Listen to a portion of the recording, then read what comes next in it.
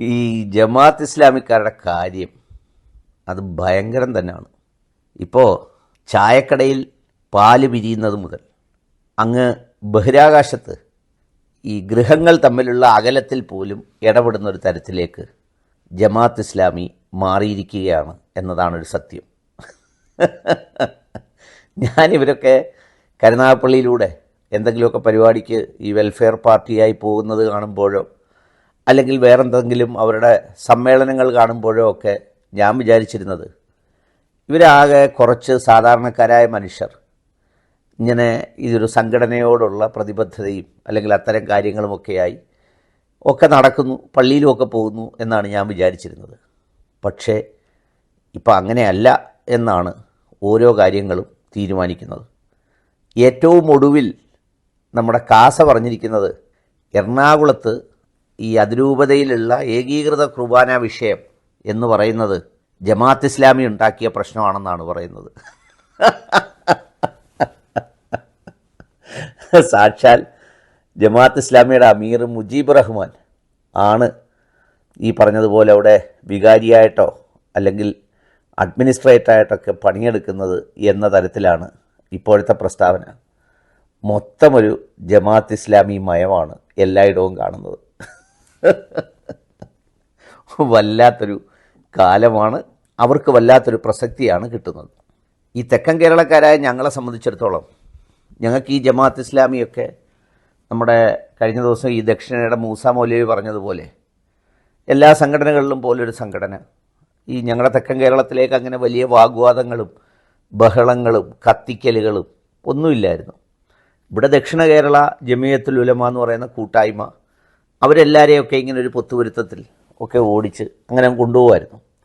അവരുടേതായ പരിമിതികളുണ്ട്, ഒക്കെ ഉണ്ടെങ്കിലും കലഹങ്ങളോ കലാപങ്ങളോ വാഗ്വാദങ്ങളോ വെല്ലുവിളികളോ ഒന്നും ഉണ്ടായിരുന്നില്ല.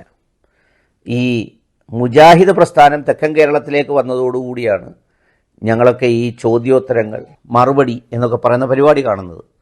അതിനു മുമ്പ് ഞങ്ങൾക്കറിയാവുന്നത് ഈ വഅള് മതപ്രഭാഷണ പരമ്പര എന്നൊക്കെ പറഞ്ഞ് പഴയ അബ്ദുസലീം മൗലവി മുതൽ ഇങ്ങോട്ട് ഒരുപാട് പേരുടെ പരിപാടികൾ സർവ്വമത സമ്മേളനങ്ങളൊക്കെയായിരുന്നു ഞങ്ങൾക്കറിയാവുന്നത്. പക്ഷേ ആ സമയത്തൊക്കെ മലബാറിൽ പൊരിഞ്ഞടി നടന്നുകൊണ്ടിരിക്കുകയാണെന്നൊക്കെ നമ്മളിപ്പോൾ ഈ സാമൂഹ്യ മാധ്യമത്തിൽ സംസാരിക്കാനൊക്കെ വന്ന് കാര്യങ്ങൾ പഠിക്കുമ്പോഴാണ് മനസ്സിലാക്കുന്നത്. ഏതായാലും ഈ ജമാഅത്ത് ഇസ്ലാമികൾ ഇമ്മിണി വലിയ പുള്ളിയാണെന്നാണ് തോന്നുന്നത്. ഇങ്ങേയറ്റം നമ്മുടെ മാളിയേക്കൽ സുലൈമാൻ സഖാഫി മുതൽ നമ്മുടെ സംസ്ഥാനത്തിൻ്റെ മുഖ്യമന്ത്രി വരെ ആവർത്തിച്ച് പറയുന്നത് ജമാഅത്ത് ഇസ്ലാമിയുടെ കാര്യമാണ്. മാളിയേക്കൽ സുലൈമാൻ സഖാഫി പറയുന്നത് ഭീകരവാദ പ്രവർത്തനങ്ങളും 9ഓളം സംഘടനകളുമായി ബന്ധമുള്ള സംഗതികളൊക്കെ നാസ പുള്ളിക്ക് കൊടുത്തു എന്നാണ് പറയുന്നത്. പിന്നെ നമ്മുടെ സൗദി അറേബ്യയിലെ തട്ടപ്പെട്ട സഖാഫി ഞാനൊരു വീഡിയോ ചെയ്ത് അദ്ദേഹവുമായി ഒരാശയ സംവാദത്തിൽ ഏർപ്പെട്ടപ്പോൾ പുള്ളിയും വീഡിയോയിൽ പറയുന്നത് ഞാൻ ജമാഅത്ത് ഇസ്ലാമി വിമർശിച്ചിട്ടുണ്ടോ, ജമാഅത്ത് ഇസ്ലാമിക്കാരാണ് നിങ്ങൾക്ക് കണ്ടൻറ്റ് തരുന്നത് എന്നൊക്കെയാണ് പറഞ്ഞത്. അവരെ കണ്ടിട്ട് തന്നെ വർഷങ്ങളായി, എന്നാലും കണ്ടൻറ്റ് അവരാണ് തരുന്നതെന്നാണ് പറയുന്നത്.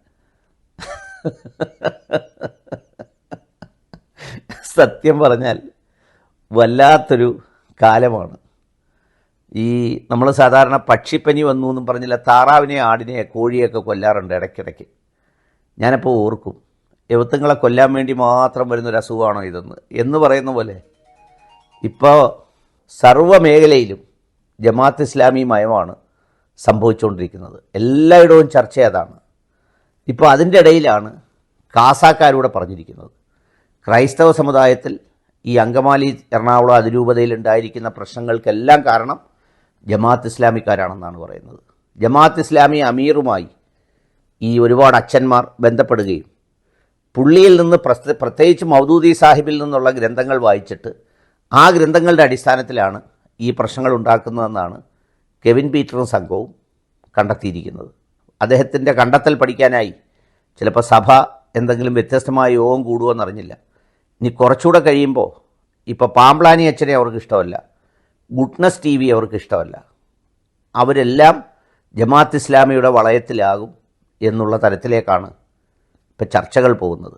പാണക്കാട് കുടുംബം നൂറ്റാണ്ടുകളായുള്ളതാണ്, എന്നാലും സാദിഖ് അലി തങ്ങളെ ജമാഅത്ത് ഇസ്ലാമി കയറിയിട്ടുണ്ടെന്നാണ് പറയുന്നത്. നമ്മുടെ മുജാഹിദിലെ ജിന്ന് വിഭാഗക്കാർ പറയുന്ന പോലെ ജിന്ന് കയറിയേ ഇറങ്ങുമോ എന്നുള്ള ചർച്ച പോലെയാണ് ഇപ്പം ജമാഅത്ത് ഇസ്ലാമി ആരിലേക്കൊക്കെ കയറും എന്നുള്ള ചർച്ച നടക്കുന്നത്.